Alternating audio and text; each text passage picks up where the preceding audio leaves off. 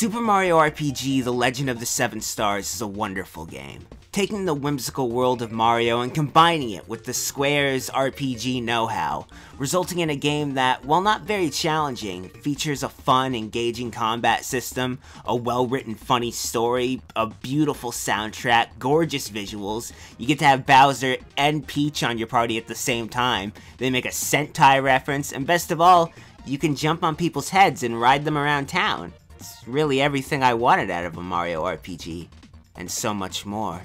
But like with other great games, Mario RPG features a variety of changes and content that went unused. So today on Gaming Mysteries, we'll be talking about the beta of Super Mario RPG. Now, our first chance to get a glimpse of the title came in two forms: magazines and a 1995 VJump presentation featuring Miyamoto on a stage.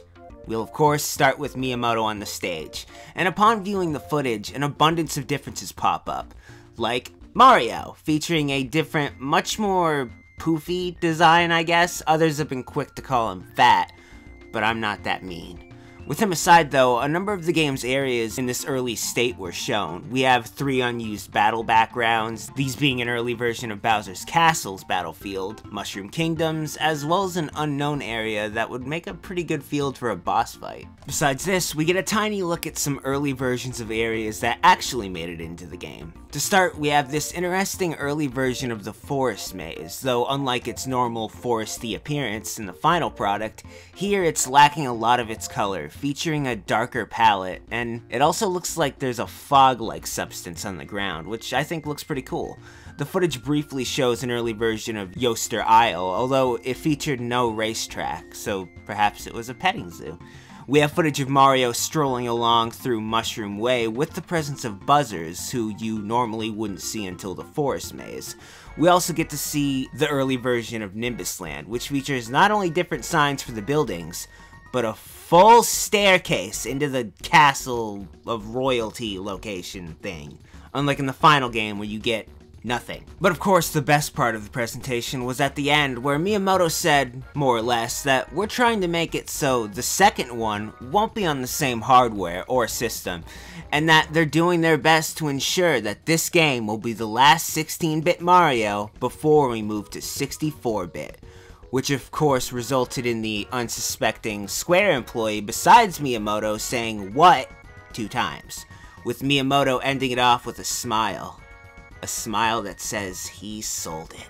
Some would argue 1995 is a tad early to announce a sequel to the game that's coming out in 1996, along with not actually telling the developer about it, but it's the way of Miyamoto. He's a great man. Now, besides the VJump video, Square also released a special video in 1996 that serves as a preview for the title, and even in this more complete state, differences are still abound. In this video, we get a nice look at Geno, whose hat is much larger, as is the rest of him. I don't know why.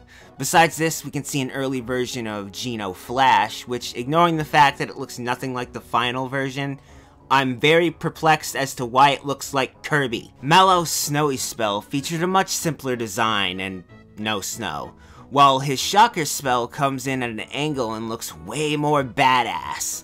Bowser's Crush move is lacking the color found in the final version and is sporting a nice grayscale look instead. Besides these changes, there are a number of enemies that don't seem to be in the right area or battlefield. This is something that remains a constant throughout all of the various early versions of the game. But with video footage out of the way, to get a better look at the early version of Mario RPG, we turn to the dark, bleak world known as magazines. To start, we have Nintendo Power, back in the good old days when it was still a thing. First, we have this screen showing an early version of the Chancellor, who's both much older and has this sick beard. Next up, we have an early version of Tadpole Pond, in which Frog Fuchsia's island is way closer than it is in the final version, which means you probably didn't have to skip over those tadpoles.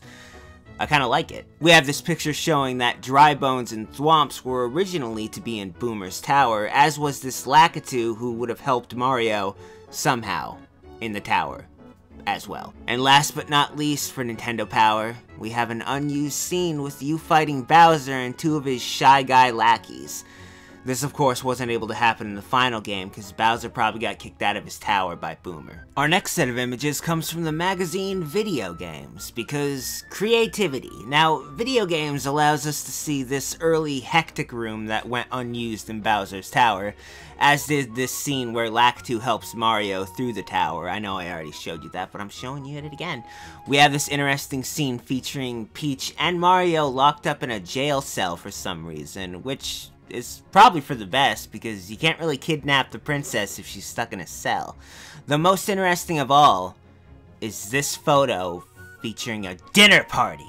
But it's a special dinner party, because Luigi decided to show up. Wouldn't want to miss out on free food after all, Mr. I wasn't in the rest of the game.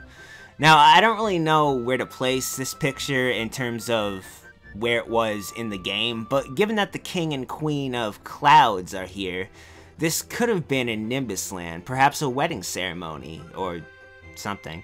Still not sure why Luigi wanted to show up just for this one portion of the game, but I stopped trying to understand him years ago. But of course, we're not done though, as Super Mario RPG also has a bunch of unused enemies, areas, and other goodies, so let's hop right in, starting with enemies. Though you may notice a trend among these enemies, so keep the word recolor in mind. But we have Harlequin, Crippo, Baba Yaga, a Radish, this Super Spike, Juju, as well as Drillbit, a foe that was mentioned while you're in the factory, but that's about it. We have Lumbler, a purple Bahamut, Magikoopa, a recolor of a boss, Masta Blasta, and good old Thwomp, who, instead of fighting, decided to live in this nice little house instead. And these unused enemies even had some unused attacks. There's Toxicist, which has a weird name and also poisons you, Delilah Dance, which turns you into a mushroom, and I hate that, Chainsaw, and Knockout, which deals 9,999 damage to your party. It's a tad overpowered. There are also a few unused weapons as well. We have 2 reddish shells and these 2 greenish shells. The reddish shells are believed to be unused weapons from Mario, but some theorize the green shells were from back when Luigi was allegedly still in the game and not stuffing his face. There's 2 additional unused backgrounds, one looking like a forest except it has windows, so it's a fancy forest. The other unused area is yet another underwater area, which that combined with the fact that we have those blue ice-tinted unused enemies really makes me think we lost an area in this game at some point. Besides all this, we have some sprites that didn't make an appearance in the game, like this poor banana peel, a broken pipe, not to mention one of these annoying spiky things. And to end this off, we have a tiny bit of unused text. Originally, after Mario tells the Chancellor that Peach has been kidnapped, he would have responded with, "Things are always happening to her. What an unlucky child." Yes, how unlucky she is, that all the mushrooms guarding her in her castle suck. But that was the beta and some unused content of Super Mario RPG. I'd say overall we didn't really miss out on anything too big, as the final product is more or less the same as it was in its earlier stages, and it's really, really good. The only real downside to all of this is that we never actually got a proper Super Mario RPG 2. Nintendo tried, that just didn't really fly. And don't get me wrong, Paper Mario is a great game, or they used to be great games, but there's something special about the union between Square and Nintendo, between RPG and Whimsy and Miyamoto, and since Square Enix has a studio that's just called the RPG Company or whatever, why not make another one? It's not like that company is gonna do anything else besides RPGs, so think that one over. You guys still have the rights to the name. And on that note, this has been Gaming Mysteries. Thank you for watching. Welcome back to Endslate, where you just watched the new Gaming Mysteries on the beta of Super Mario RPG, and I hope you enjoyed it very much. If you would like to read more about the beta and stuff, and unused stuff of Super Mario RPG, perhaps you'd like to check out Unseen64 and go to their website. Or maybe you want to go to the cutting room floor. You can go to either one, and then learn things about the game if you want to. The links are in the description. Hi guys! Yeah. Endslate. Now I'm gonna do Endslate things, because it's been a while. Well, I don't know. Anyways, let's recommend videos. The last video I did on this channel was a bullshit creepypasta storytime on SNK.exe.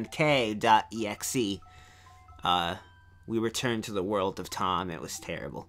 The other videos are just gonna be other videos I've done recently that you perhaps missed, which I'm just gonna do that from now on, since I don't know if YouTube sends videos out to anyone. Yeah. Down below, Nico does the art and the intros and all that good stuff. Follow him. And then I have stuff, mostly on Twitter, and I post a lot of Kamen Rider stuff, so I apologize about that. Follow if you want. And then, of course, if you like the video and you'd like more and you want to subscribe or share or like it, that's all greatly appreciated, because that's how this site works and how channels grow. But I'm not going to force you to do it. And, yeah. Kind of a short end slate. Next time on End Slate, maybe it won't be a short end slate. Mull that one over. I'll see you guys next time on End Slate.